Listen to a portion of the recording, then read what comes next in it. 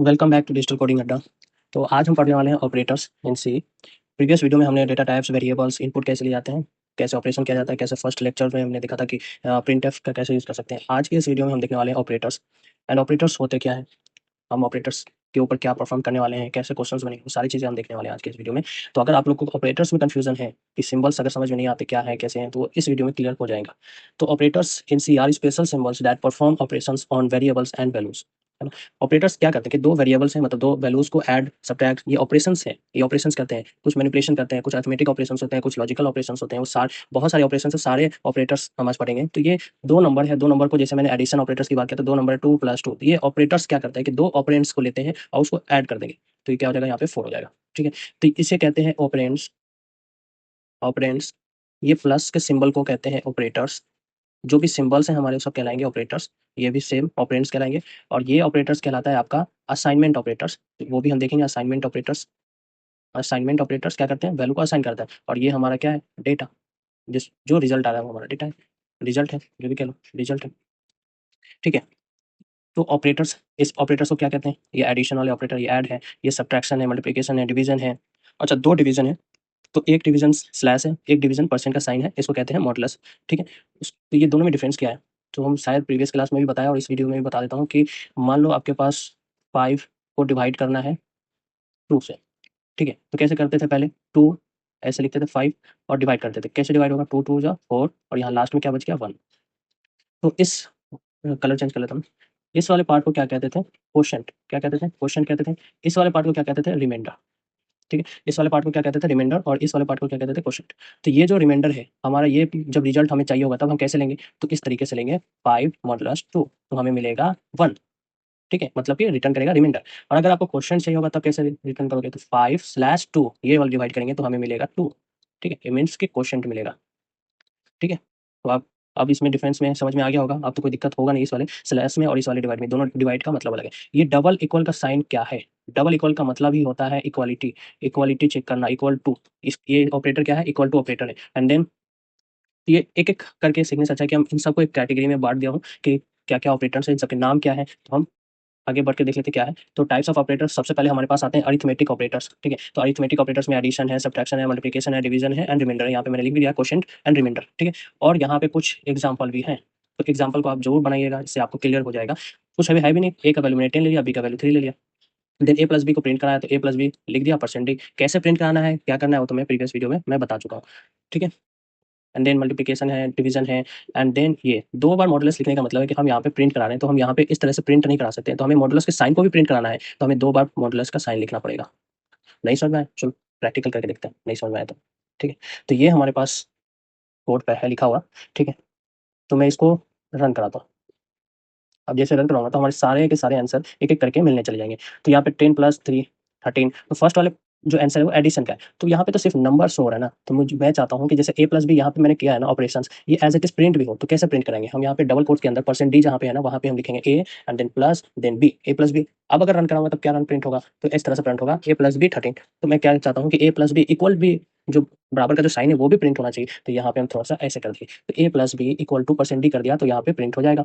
अब percent D क्यों लिखते हैं, कैसे लिखते हैं, वो सारे मैं बात कर चुका हूँ प्रीवियस वीडियो में। तो आप लोगों ने पहले वीडियो नहीं देखे हैं फर्स्ट लेक्चर, तो उसको जरूर देखिए ताकि समझ में आ जाए कि ये हो क्या रहा है, मैं क्या बोल रहा हूँ। तो A plus B equal to 13, तो अब समझ में आएगा कि ए प्लस बी का वैल्यू क्या आ रहा है, 13 आ रहा है, मतलब एडिशन कर रहे हैं। और ए और बी का वैल्यू हमने क्या लेकर रखा है, ए का वैल्यू 10 है, बी का वैल्यू 3 है। ठीक है, तो अगर चाहते हो कि ए और बी का वैल्यू भी प्रिंट हो जाए, तो एक काम और भी कर सकते हो, यहाँ पे लिख सकते हो प्रिंट एफ, और ए और बी का वैल्यू प्रिंट करना है तो ए इक्वल टू क्या है, परसेंट डी लिख दो। ठीक है, देन यहाँ पे कॉमा प्रिंट करा लो, या फिर ना प्रिंट कराओ तो भी चलेगा, बी बी इक्वल टू क्या है, परसेंट डी लिख लो। ठीक है, देन बाहर आओ, कॉमा दो, ए और कॉमा देते हैं क्या, हाँ ए कॉमा, नहीं नहीं सॉरी, ए और बी को प्रिंट करा लो। ठीक है, अब अगर रन कराते हैं तो कुछ इस तरह से हमारे पास आंसर आएगा, ए 10 है, बी 3 है and then A plus B क्या आएगा 13। तो एक काम करते हैं, लाइन भी चेंज करते हैं ताकि हम नेक्स्ट लाइन में इसको मिले। ठीक है, तो ए और बी को हम बार बार प्रिंट कराना नहीं चाहते हैं इसलिए, तो ए बी 10 और बी 3 है। ठीक है, तो ए प्लस बी क्या हो गया, 13 हो गया, जाहिर सी बात है, हम पूरे को पूरे चीज़ को हम प्रिंट करा सकते हैं इसी तरह से। तो वैसे ही हम यहाँ पे लिख सकते हैं, यहाँ पे ए माइनस बी, तो मैं इतना मेहनत नहीं करना चाहता, तो यहाँ क्या करूँगा, कंट्रोल सी एंड देन सभी में मल्टी कर्सर का यूज़ करूँगा, मल्टी कर्सर में ये सारे को प्रिंट कर दूँगा। अब यहाँ पे सिर्फ साइन को चेंज करना है, तो माइनस कर दिया, यहाँ पे मल्टीप्लाई कर दिया, पहले इतना देख लेते हैं, ठीक है। और बाकी की लाइन को मल्टीप्लाई तक कर लिया ना, मल्टीप्लाई तक को हम देखते हैं, इसको हटा देते हैं एंड देन रन करते हैं। तो हमारे पास जो आउटपुट आएगा कुछ इस तरह से आएगा, ए का वैल्यू 10 है, बी का वैल्यू 3 है, ठीक है। तो ए प्लस बी क्या हो गया 13 हो गया, ए माइनस बी हो गया 7, ए इंटू बी हो गया 30। Very good. तो अब हम करते हैं इन दोनों को भी प्रिंट। तो यहाँ पे हम कर देंगे स्लैश और इस वाले को कमेंट करके रन करते हैं। तो जैसे हमारे मल्टीप्लाई आया डिवाइड भी आएगा, ए डिवाइड बाई 3, 3 भी आ गया। तो इसमें तो कोई प्रॉब्लम नहीं। प्रॉब्लम अब होगा जैसे मैं यहाँ पे करूँगा, जैसे वहाँ पे मैंने क्या किया, परसेंट भी डिवाइड बाई भी किया, तो यहाँ पे भी डिवाइड कर दूंगा और देन रन करूँगा, तो यहाँ पे हमें दिक्कत होगी क्योंकि ए और बी के बीच में वो प्रिंट हुआ ही नहीं मॉडुलस ऑपरेटर। जो मैंने यहाँ पे मॉडुलस लिखा वो मॉडुलस प्रिंट हुआ ही नहीं, ये मॉडुलस ऑपरेटर प्रिंट हुआ ही नहीं, ए बी सीधा प्रिंट हुआ, वो कहाँ चला गया। तो सी लैंग्वेज में अगर मॉडुलस को प्रिंट कराना है तो 2 बार लिखेंगे तो 1 बार प्रिंट होगा, ठीक है। बस ये याद रख लो, ज़्यादा दिमाग लगाने की जरूरत नहीं है। इतना याद रखना है कि मॉडुलस को अगर हमें प्रिंट कराना है तो 2 बार लिखेंगे तो 1 बार प्रिंट होगा, ठीक है। तो यहाँ पे अब प्रिंट हो गया, ए मॉडुलस भी पहले प्रिंट नहीं हो रहा था, अब तो अब ये क्या रिटर्न करेगा, रिमाइंडर, ठीक है। तो यही मैं बताना चाह रहा था कि कैसे हम लिखेंगे, ठीक है। नेक्स्ट ऑपरेटर जो है हमारे पास है रिलेशनल ऑपरेटर, ठीक है। क्या है रिलेशनल ऑपरेटर, एक सेकंड। हाँ, तो क्या है हमारे पास रिलेशनल ऑपरेटर। तो यहाँ पे मैंने पहले भी बताया कि डबल इक्वल को क्या कहते हैं, इक्वल टू, मतलब कंपैरिजन चेक करेंगे। जैसे यहाँ पे ए है और यहाँ पे बी है, ये ए और बी बराबर है या नहीं चेक करेंगे कैसे, तो डबल इक्वल का साइन लगाएंगे, तो ये हमारा इक्वल टू का इक्वालिटी चेक करते हैं हम इससे, ठीक है। वैसे ही यहाँ पे इसको कहते हैं नॉट, तो नॉट इक्वल टू, कि यहाँ पे हम चेक करना चाहते हैं कि ए और बी बराबर नहीं है, तो यहाँ पे नॉट इक्वल टू का चेक लगाएंगे। ग्रेटर देन और लेसर देन तो आप लोगों ने बहुत बार पढ़ा होगा, ग्रेटर देन इक्वल टू भी पढ़ा होगा, लेस देन इक्वल टू भी पढ़ा होगा। नहीं पढ़ा है तो समझ लीजिए कि ए लेस देन बी है, मतलब कहने का मतलब बी से लेस होगा ए, मतलब छोटा होगा। फॉर एग्जाम्पल ए की वैल्यू 5 है एंड बी की वैल्यू 10 है, तो ए लेस देन बी, तो क्या हो गया, ए और बी की वैल्यू क्या है, छोटा है। ए की वैल्यू 5 है, बी की वैल्यू 10 है, तो ऑब्वियस सी बात है 10 से छोटा ही होता है 5, तो ए क्या हो गया, छोटा हो गया। तो यही चीज़ है और कुछ नहीं है। अगर अभी भी नहीं आया समझ में तो आप लोग का मैथ्स बहुत कमजोर है, तो पहले मैथ्स क्लियर करके आओ, ठीक है। क्योंकि ये बेसिक सी मैथ है ना, ये 4-5 क्लास के मैथ्स है। इतनी भी नहीं आती तो फिर कोडिंग में बहुत दिक्कत होने वाली है, ठीक है। तो लेसर देन ग्रेटर देन ये तो आनी चाहिए आई थिंक। तो कोडिंग सीखने आए तो लेसर देन ग्रेटर देन इतनी तो पता होगी। तो मैं इतना मान के चल रहा हूँ कि आपको लेसर देन ग्रेटर देन का मतलब समझ में आ रहा होगा। देन इसको कोडिंग में कैसे इंप्लीमेंट करेंगे वो मैं आपको बताता हूँ, ठीक है। तो यहाँ पे फॉर एग्जाम्पल मैंने लिया हुआ है X is equal to 5, Y is equal to 10।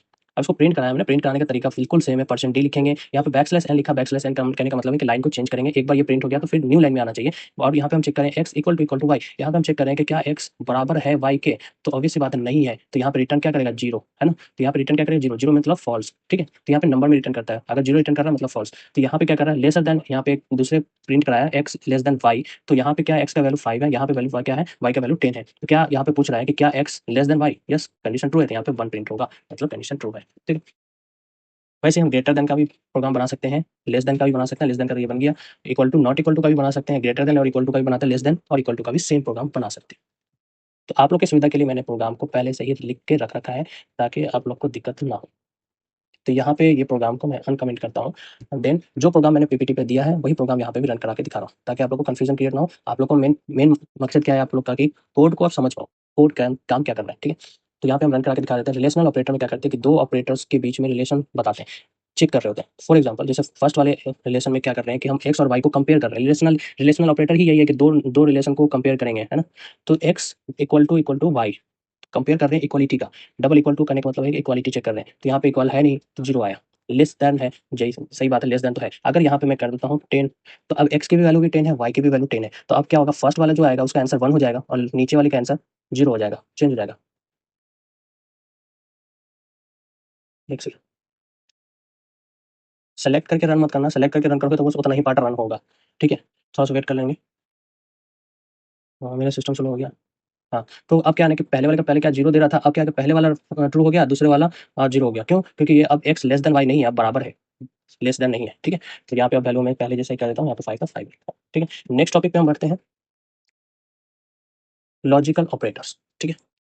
क्या है लॉजिकल ऑपरेटर्स, ये आप लोग कहीं ना कहीं मैथ्स में कहीं ना कहीं पढ़े होंगे, अगर मैथ्स बैकग्राउंड है तो पढ़े होंगे ही जरूर, कि एंड ऑपरेटर्स क्या करता है, एंड ऑपरेटर्स क्या करते हैं। तो यहाँ पे मैंने डेफिनेशन लिखा भी है, ऐसे ही लिख दिया मैंने कि दो ट्रू होना चाहिए, दोनों ट्रू होना चाहिए। खैर इससे तो कुछ ज़्यादा क्लियर हो नहीं रहा है, फिर भी मैं समझाता हूँ कि दोनों ट्रू कैसे होंगे, कि लॉजिकल ऑपरेटर्स करते क्या हैं? ये कंडीशन चेक करने के काम आता है। क्या करता है, कंडीशन को चेक करता है कि यहाँ पे एक कंडीशन दिया है यहाँ पे एक कंडीशन दिया है, तो इस कंडीशन का आउटपुट क्या आ रहा है? कंडीशन का आउटपुट 1 आ रहा है या 0 आ रहा है? 0 मतलब फॉल्स आ रहा है या ट्रू आ रहा है, ठीक है? तो ये कंडीशन चेक करें। दो पहले क्या कर रहे थे कि 2 ऑपरेंड्स को ले रहे थे, 2 वेरिएबल्स को ले रहे थे, उसके बीच में कंडीशंस लगा रहे थे। अब यहाँ पे 2 कंडीशंस के ऊपर ये कंडीशंस लगेंगे, तो इसको कहते हैं लॉजिकल ऑपरेटर्स, ठीक है? जैसे इस वाले एग्जांपल का मैं यहाँ पे बताता हूँ, समझाता हूँ, कहीं पे खाली जगह मिल नहीं रहा, तो इसको मिटा लेता हूँ एक सेकंड। इधर भी मिटा लेते हैं, कुछ चीज़ें तो लिखी हुई हैं पहले से, ठीक है? अब देखो, a लेस देन b, अब इसके बीच में एंड ऑपरेटर है and b is greater than 0, ठीक है? और a और b के वैल्यू यहाँ पे दिया हुआ है 5 और यहाँ पे 10। तो इस कंडीशन क्या हो रहा है कि यहाँ पे चेक हो रहा है कि 5 लेस देन 10, क्या 5 10 से छोटा है? कंडीशन क्या आएगा? ट्रू। Yes, condition true.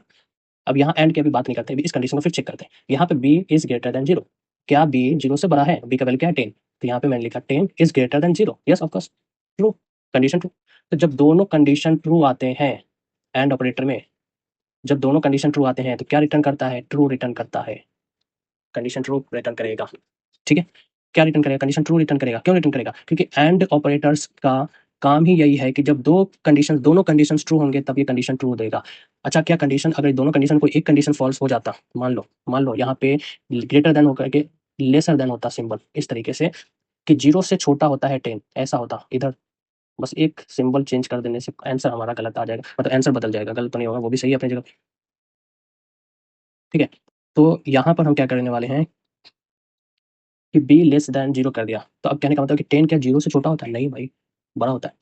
तो यहाँ पे कंडीशन क्या आ गया? फॉल्स। अब एंड ऑपरेटर्स क्या कहता है कि एक दोनों कंडीशन ट्रू होगा तभी ट्रू देंगे, नहीं तो नहीं देंगे ट्रू। मतलब दोनों के दोनों सही होने चाहिए तभी जज सही फैसला लेगा, दोनों में से कोई एक गलत होगा तो गलत फैसला लेगा, ऐसा समझाने के लिए मैं बोल रहा हूँ। तो 2 कंडीशन है, एक कंडीशन ट्रू हो गया, दूसरा कंडीशन फॉल्स हो गया, तो आंसर आएगा फॉल्स, क्योंकि एंड ऑपरेटर के हिसाब से दोनों कंडीशन ट्रू होने चाहिए, ओके? वैसे लेकिन और ऑपरेटर में क्या होना है कि एक भी ट्रू हो तो चलेगा।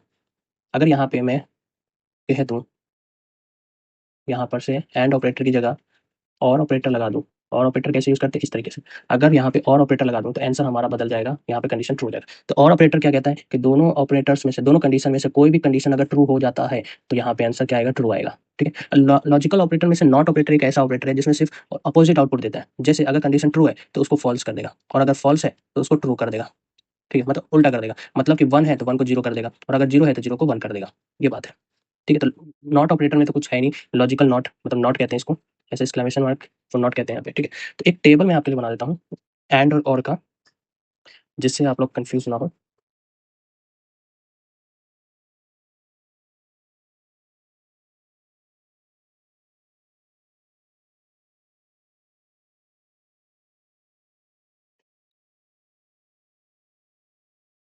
तो लॉजिकल ऑपरेटर के लिए यहाँ पे एंड का ऑपरेटर बना देता हूँ कि क्या क्या कंडीशन हो सकते हैं। जैसे यहाँ पे इनपुट 1 इनपुट हो गया, मतलब 1 कंडीशन हो गया, यहाँ पे दूसरा कंडीशन हो गया, यहाँ पे आउटपुट हो गया, ठीक है? ठीक है, तो यहाँ पे अगर पहला कंडीशन क्या है कि दोनों ट्रू ट्रू है तो आउटपुट क्या आएगा? ट्रू हो गया। दोनों कंडीशन में इसको एक भी फॉल्स हो गया, पहला ट्रू दूसरा फॉल्स, तो आउटपुट क्या आएगा? फॉल्स आएगा। तीसरा फॉल्स हो गया, फिर ट्रू हो गया, तो भी फॉल्स होगा। चौथा कंडीशन कि दोनों ही फॉल्स है, ठीक है? दोनों ही कंडीशन फॉल्स है तो आंसर तो फॉल्स ही रहेगा ना। कोई एक भी सही होगा तो ही आंसर सही होगा, मतलब दोनों में से दोनों सही होगा तभी सही होगा, नहीं तो बाकी में दोनों में से कोई एक भी गलत हो गया तो फिर गलत आंसर, गलत आंसर नहीं, मतलब फॉल्स रिटर्न करेगा, ठीक है? और ऑपरेटर के लिए यहाँ पे वैसे ही सेम बना देता हूँ, ठीक है? आप लोग अपने नोट्स में अच्छे से बना लेना, या फिर इसका स्क्रीनशॉट लेकर के अच्छे से बना लेना बाद में। तो फिर मैं इस तरह से करता हूँ। और इस और ऑपरेटर क्या कहता है कि अगर पहला इनपुट ट्रू है और दूसरा इनपुट भी ट्रू है तब तो आंसर ट्रू ही आएगा, लेकिन पहला इनपुट ट्रू है और दूसरा इनपुट फॉल्स है तो भी इनपुट ट्रू आएगा, क्योंकि और ऑपरेटर कहता है बेचारा कि दोनों में से कोई भी सही हो जाए ना तो सही हम देने के आंसर, मतलब दोनों में से कोई भी एक उसको मिल जाना चाहिए बस। यहाँ पे पहला फॉल्स कर दें और दूसरा ट्रू कर दें तो भी आंसर ट्रू हो गया, क्योंकि कोई भी एक ट्रू होना चाहिए, और दोनों ही फॉल्स कर देंगे तब ये कहता है कि नहीं, अगर दोनों ही कंडीशन फॉल्स है, मतलब दोनों का दोनों आदमी झूठ बोल रहा है, तो क्या होगा? टोटली झूठ, ठीक है? वैसे ही दोनों का दोनों इनपुट अगर फॉल्स ही है, कंडीशन कंडीशन फॉल्स, यहाँ पे कंडीशन की बात हो रही है, कंडीशन अगर फॉल्स है तो आंसर भी फॉल्स ही आएगा, ठीक है? और नॉट ऑपरेटर तो बहुत ही ईजी है, इसमें 2 ही कंडीशन है और एक ही इनपुट है, एक इनपुट है और एक आउटपुट है। तो पहला क्या होगा? ट्रू होगा तो इसको फॉल्स कर देगा, और अगर फॉल्स है तो इसको ट्रू कर देगा, बस यही है लॉजिकल ऑपरेटर हमारा, यही है, ठीक है? इसके ऊपर कुछ एग्जांपल्स हैं, तो इसको बना लेना एग्जांपल्स को। अगर यहाँ पे क्या है, दोनों कंडीशन ट्रू है तो यहाँ पे आंसर ट्रू रिटर्न किया।